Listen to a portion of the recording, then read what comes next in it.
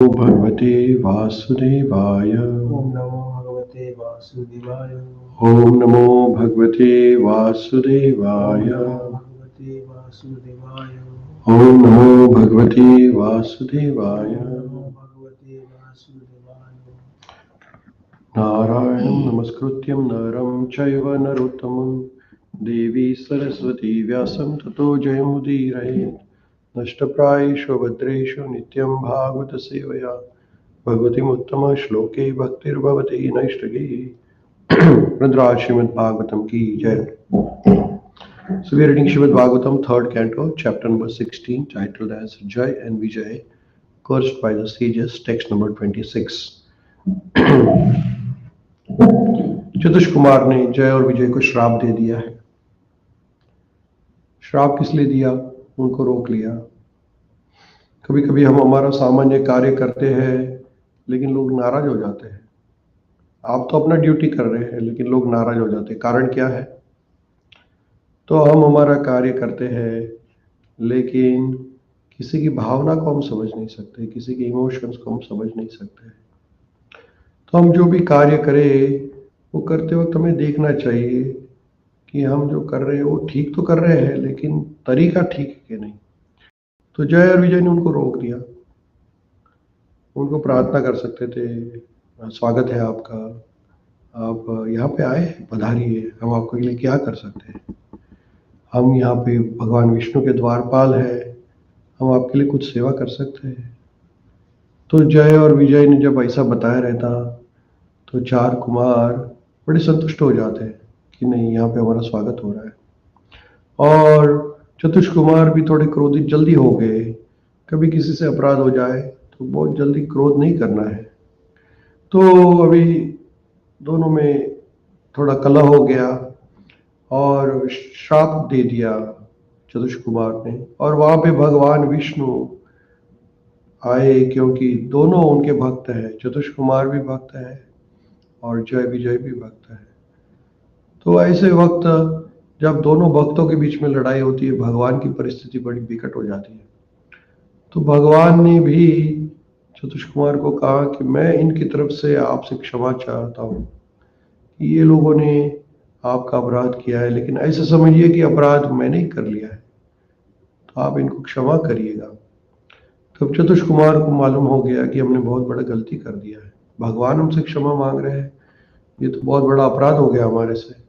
तो चतुष कुमार भगवान से प्रार्थना कर रहे हैं यहाँ पे, जब हमारे से अपराध हो जाए तो हमें उसके लिए माफी मांगनी चाहिए। और ये भक्त और अभक्त में ये फर्क रहता है। भक्त जो है जब ये गलती भी करता है तो उसको एहसास हो जाता है कि मैंने गलती कर दी है, लेकिन अभक्त है वो कभी भी मानता नहीं है कि मैंने गलती की है। ये बहुत बड़ा फर्क है। भगवान के भक्त अपनी गलती समझकर उसको सुधारने का बड़ा विनम्र प्रयास करते हैं, लेकिन जो भगवान के भक्त नहीं हैं वो हमेशा अपने एक ईगो में, अभिमान में रहते हैं।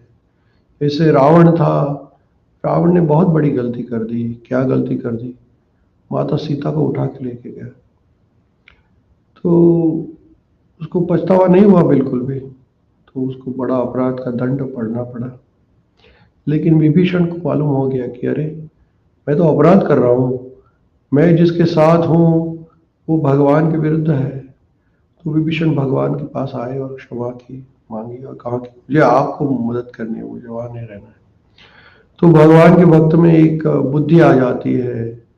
वो बुद्ध उसको कहते हैं भगवान ददामि बुद्धि योगम तम। भगवत गीता में भगवान कहते हैं कि हम जब भगवान की भक्ति करने लगते हैं तो भगवान हमें अपने आप ही ददामी बुद्धि योगम तम, यानी क्या? ददामी यानी देना, बुद्धि।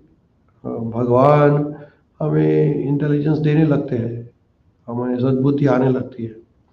तो यहाँ पे चतुष कुमार को मालूम हो गया कि हमारे से बहुत बड़ा अपराध हो गया है। चतुष कुमार भगवान से कहते हैं, हाथ जोड़ के प्रार्थना कर रहे हैं। आइए हम भी भगवान को प्रार्थना करते हैं, आप भी मेरे पीछे रिपीट कर सकते हैं। यमवानयोर्धामम् यमवानयो नरधामम् अधिशा भवान् विद्यते ईशा भवान् विधते वृत्तिनो वा तद वृत्तिनो वा तदा अनुमानमाहि निर्व्यलिकम् मानमाहि अस्मासु वा य उचितो अस्मासु वा य उचितो द्रियतं सा दण्डो यत सारण्य येनागसो वनयम् यानावसो एवायम् आयुक्षम धी किल्बिषेन। संशुतिर्विषाणु चतुष कुमार भगवान को कहते हैं, हे प्रभु, whatever the punishment you want to wish to award to these two innocent persons and also to us, we shall accept it without duplicity. We understand that we have caused a two faultless person. तो भगवान को कह रहे हैं कि हे प्रभु, आपकी जो इच्छा हो वो आप ये दोनों को दंड दीजिए और हमें भी दीजिए। क्यों? क्योंकि हमने ये दो जो जय विजय है आपके, वो उनका कोई कसूर नहीं है, अपराधी है, लेकिन हमने भी उनको ठीक से उनके साथ व्यवहार नहीं किया। और हम ये जो आप जो कष्ट देंगे, आप जो पर शिक्षा देंगे, तो हम उसको स्वीकार कर रहे हैं कोई भी प्रकार का डुप्लिसिटी के बिना। डुप्लिसिटी यानी ऐसा नहीं कि हम सिर्फ आपको खुश करने के लिए कर रहे हैं, ऐसा नहीं है। हमारे मन में सच पे पछतावा है, इसलिए आप जो भी बताएंगे हम स्वीकार करेंगे, हमें उसमें कोई प्रॉब्लम नहीं है। आप सिर्फ बताइए क्या करना है। तो ये भगवान के भक्त जो है उसका एक क्वालिटी है। तो ये हमने श्लोक लास्ट पढ़ा था जब हमने स्टॉप किया था। तो इसका भावार्थ में प्रभुपाद जी यहाँ पे लास्ट में लिखते हैं, due to former habits one में commit some wrong, but because he is engaged in service of lord, that wrong should not be taken very seriously. तो भगवान के भक्त जो है उनके हाथ से भी अपराध हो जाता है। ऐसा नहीं कि मनुष्य मात्र भूल के पात्र है, तो सभी मनुष्य भूल कर सकते हैं, ऐसा कोई परफेक्ट नहीं है दुनिया में, है ना। तो कभी कभी भगवान के भक्त है, उनसे भी कभी कभी पूर्व जन्म की कुछ खामियां रहती है, कुछ आदत ऐसी बुरी रहती है, उनसे गलती हो जाती है, लेकिन उसको बड़ा सीरियसली, क्या लिखा है, देखिए क्या लिखा है, should not be taken very seriously, है ना। तो कभी कभी गलत आदत के कारण कोई भक्त गलत बात कर सकता है, कोई गलत कार्य कर सकता है, लेकिन हमें बड़ा इसको सीरियसली नहीं लेना है। हमें इसको भगवान की कृपा मान के आगे बढ़ जाना है। आगे फिर भगवान अभी कह रहे हैं चतुष कुमार को, जब चतुष कुमार ने भगवान से माफी मांग ली, देखिए भगवान भी हमारे से बात करते हैं, ऐसा कोई नहीं कि भगवान से बात नहीं हो सकती है। ये हमारे सामने जो भगवान खड़े हैं, ये भगवान साक्षात कृष्ण खुद है। सिर्फ यही है कि जो भक्त है उसको ये एहसास होता है, क्योंकि भक्त का और भगवान का संबंध रहता है। तो यहाँ पे भगवान चतुष कुमार से बात कर रहे हैं। भगवान कहते हैं, आप मेरे पीछे रिपीट कर सकते हैं, श्री भगवान उवाच एतौ सुरेतरं गतिम् प्रतिपाद्य सद्यः संरभ संभ्रत समाधि अनुबद्ध योगो भूय साक्षायम् उपश्यस्त असूयो वा शापो मयैव निमित्त तदावेता विप्रः। Translation. The Lord replied, O Brahmanas, know that the punishment you inflicted on them was originally ordained by me, and therefore they will fall to a birth in a demoniac family. But they will be firmly united with me in thought through mental concentration intensified by anger, and they will return to my presence shortly. तो भगवान चतुष कुमार को कह रहे हैं कि ये चतुष कुमार, हे ब्राह्मण, आपने जो शिक्षा दी है इनको, एक्चुअल में ये शिक्षा तो मैंने ही इनके लिए नक्की की है, क्योंकि क्या भागवत में भी कहा गया है अनेक बार कि भगवान की इच्छा के बिना पत्ता भी नहीं हिल सकता। तो ये चतुष कुमार का जो श्राप है जय और विजय के लिए, ये भगवान ने ही पहले से प्लान करके रखा है। और कहते हैं भगवान कि ये जो श्राप है इसके द्वारा ये जो जय और विजय है इनका जन्म कहाँ पे हो जाएगा? राक्षस कुल में हो जाएगा। हाँ, और ये राक्षस कुल में जन्म लेने के बाद ये मेरे पास वापस आएंगे। कैसे? तो उनका मन है मेरे पे रहेगा, लेकिन कैसे रहेगा मेरे में? तो क्रोध में। देखिए, क्रोध के द्वारा भगवान का ध्यान करते हैं तो ये मेरे पास वापस आ जाएंगे। तो ऐसे जो हिरण्याक्ष, हिरण्यकशिपु, शिशुपाल, दंतवक्र और कंस और रावण नहीं, कुंभकर्ण। कंस और कुंभकर्ण। ये देखिए, पहला हिरण्याक्ष और हिरण्यकशिपु, दूसरा हुआ शिशुपाल और दंतवक्र। कंस, शिशुपाल और कंस। शिशुपाल और कंस। हाँ। कंस दंतवक्र है मेरे ख्याल से, देखते हैं। कंस है बाबूजी, रावण और कुंभकर्ण। हाँ, शिशुपाल और दंतवक्र है, कंस नहीं है। तो कंस कौन है? कंस नहीं है, कंस नहीं है। कंस ये एक कंस का कथा अलग है। उसका अपने पूर्व जन्म में कालनेमी नाम के असुर थे, उसका जन्म कंस के हिसाब से हुआ और उसको फिर 6 पुत्र थे। उसकी कथा अलग है। कंस की आप तो सुनते आ रहे हैं कंस की कथा अलग है। कंस की कथा शिशुपाल और दंतवक्र, ये कृष्ण जन्म। तो देखिए आगे पढ़ते, प्रभुपाद जी भी बताएंगे। Purport by Srila Prabhupada. The Lord stated that the punishment inflicted by the sages upon the doorkeepers, Jaya and Vijaya, was conceived by the Lord Himself. Without Lord's sanction, nothing can happen. देखिए, भगवान के जो भक्त है, इनके जीवन में जो भी होता है ना, वो भगवान नक्की करते हैं। कभी कभी हमें लगता है अरे ये भक्त को कैंसर हो गया, ये भक्त की ऐसी अकाल मृत्यु हो गई, ये भक्त के जीवन में ऐसा बड़ा मुश्किल आ गई, ऐसा हमें लगता है। लेकिन भगवान ही प्लान करते हैं। भगवान की इच्छा रहती है कि ये भक्त को जल्दी बुलाए, तो फिर उसको ऐसी बीमारी हो जाती है, उसको शरीर इमीडिएटली छोड़ना पड़ता है। तो ऐसे ही भगवान ने जय विजय के बारे में सोच लिया कि भाई इसको बस इनको भेजना है अभी। उसका कारण भगवान का इच्छा था कि भगवान को वीर्य रस का अनुभव करना था। तो भगवान ने सोचा कि अगर मुझे युद्ध करना है तो मुझे कोई सक्षम चाहिए मेरे साथ युद्ध करने वाले। तो उन्होंने अपने भक्त को ही चुन लिया। जब भगवान की कोई इच्छा होती है तो अपनी इच्छा पूरी करने के लिए भक्त को चुनते हैं। जैसे कृष्ण पृष्ठाय भूतले, भगवान की इच्छा थी कि पूरे देश विदेश में हरे कृष्ण महामंत्र का प्रचार हो जाए, तो उन्होंने अपने भक्त को चुना। कौन? श्रील प्रभुपाद जी को चुन लिया। तो ऐसे भगवान हर एक भक्त को एक एक बार सिलेक्ट करते हैं, उसको मौका भी देते हैं। देखिए, हमारा शरीर जो है ये तो छूटने वाला है, इसका कोई ये नहीं है, लेकिन ये शरीर भगवान की बहुत बड़ी गिफ्ट है। भगवान ने हमें जो भी दिया है वो एक अपॉर्चुनिटी के रूप में दिया है।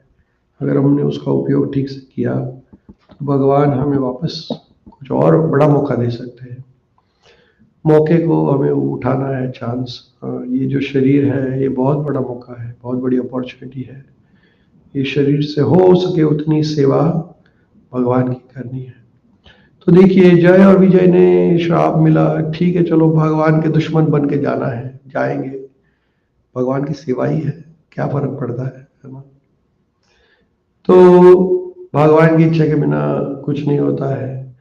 It is to be understood that there was a plan in cursing of Lord's devotees in Vaikuntha, and his plan is explained by many stalwart authorities. The Lord sometimes desired to fight. देखिए, भगवान को वीर्य रस अनुभव करना है। The fighting spirit also exists in the spirit of Supreme Lord. Otherwise how could fighting manifest at all, है ना। सब कुछ भगवान से ही आता है ना, सच बात है। अभी दुनिया में युद्ध हो रहा है तो युद्ध कैसे आता है? युद्ध की भावना जो है ये कैसे आती है? तो ये भगवान में है तभी हमारे में आती है। क्रोध कैसे आता है? तो भगवान में है इसलिए हमारे में आता है। सभी चीज का उद्गम भगवान से है। लेकिन हमारा क्या है, देखिए, बिल्कुल उल्टा है, परवर्टेड रिफ्लेक्शन है। जैसे पेड़ है, उसका प्रतिबिंब तो पानी में है, लेकिन बड़ा उल्टा है, अपसाइड डाउन, है ना। ऐसे तो पेड़ में मूल नीचे और पौधे अपना ब्रांचेस ऊपर रहती है, लेकिन पानी में कैसा है? उल्टा दिखता है। वैसे ही भगवान में तो सब कुछ है, हमारे में भी है, लेकिन हमारे में क्या है? सब उल्टा है। यानी क्या? तो वहां पे प्रेम है, तो यहाँ पे कहा क्या है? प्रेम का परवर्टेड रिफ्लेक्शन तो काम हो। प्रेम यानी कि भगवान की खुशी के लिए करना, काम यानी हमारी खुशी के लिए करना, है ना।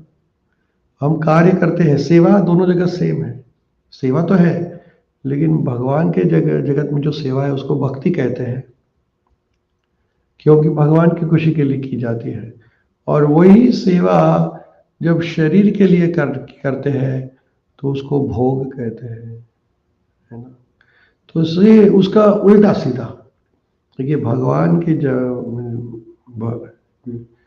लोक में, भक्त देवलोक में, कृष्ण लोक में हम जब खाना बनाते हैं तो भगवान के लिए बनाते हैं, लेकिन भौतिक जगत में खाना खुद के लिए बनाते हैं, है ना। खाना बनाना तो सेवा, उसका उल्टा रिफ्लेक्शन, खुद के लिए करना। तो भगवान में जो गुण है वो सभी हमारे में है, लेकिन हमारा क्या है? उल्टा हो गया है। हम खुद के लिए करते हैं, तो भौतिक जगत में, आध्यात्मिक जगत में सब भगवान के लिए करते हैं। तो फाइटिंग जो स्पिरिट है ये भगवान के हृदय में भी है, तो हमारे में है। देखिए, अभी ये युद्ध करने की जो कामना है उसको भी भक्ति में कैसे बदला जाता है। तो हनुमान जी में भी युद्ध करने की कामना थी, लेकिन वो किस लिए थी? भगवान की सेवा करने के लिए। लेकिन आजकल लोग युद्ध कर रहे हैं तो किसके लिए कर रहे हैं? खुद के स्वार्थ के लिए कर रहे हैं। समझ में आ रहा है ना? The fighting spirit also exists in the Supreme Lord. Otherwise, how could fighting be manifested at all? Because the Lord is the source of everything. Anger and fighting are also inherent in personality. देखिए, सभी जो हमारे में काम, क्रोध, मद, मोह, मात्सर्य, अहंकार, ये सभी भगवान से आते हैं। लेकिन इसके लिए हम जब सेवा के लिए यूज करते हैं तो वो भक्ति हो जाती है। When he desires to fight with someone, he has to find enemy. But in the Vaikuntha world, there is no enemy, because everyone is engaged in his fully necessary service. Therefore, he sometimes comes to the material world as incarnation in order to manifest his fighting desire, fighting spirit. तो भगवान को युद्ध करने की इच्छा होती है कि चलिए युद्ध करते हैं, कि किसके साथ करें। आध्यात्मिक जगत में तो सब सेवा में लगे हैं, कोई किसी को युद्ध करने का कोई इच्छा नहीं है।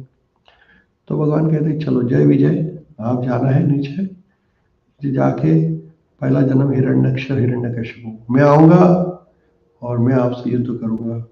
हाँ, तो वराह बन के, और एक बार आऊंगा नरसिम्हा बन के। फिर अगले टाइम आपको अभय जन्म लेना है, शिशुपाल और दंतवक्र में कृष्ण बन के आऊंगा। फिर अगले बार आपको जन्म लेना है। तो ऐसे ऐसे भगवान अलग अलग जन्म में अपना जो वीर्य रस है उसके अनुभव करते हैं। तो Bhagavad Gita 4.8 also it is stated that the Lord appears just to give protection to the devotees and to annihilate the non-devotees. The non-devotees are found in the material world, not in the spiritual world. Therefore, when the Lord wants to fight, he has to come to this world. But who will fight with the Supreme Lord? No one is able to fight with him. Therefore, because the Lord's pastimes in the material world are always performed with his associates, not with others, he has to find some devotee. देखिए, क्या लिखा है? भगवान के साथ युद्ध करना कौन कर सकता है? किसी की ताकत है? नहीं है। तो फिर भगवान सोचते चलिए मेरे भक्तों को ही चांस लेते हैं मेरी सेवा करने का, इसलिए भगवान अपने भक्तों को ही चूज कर लेते हैं। In Bhagavad Gita, Lord says to Arjuna, "My dear Arjun, both you and I have appeared many times in this material world, but you have forgotten, whereas I remember all." Thus, Jaya and Vijaya were selected by the Lord to fight with him in the material world. That was the reason the sages came to see him, and accidentally the doorkeepers were cast. It was Lord's desire to send them to the material world, not perpetually, but for some time.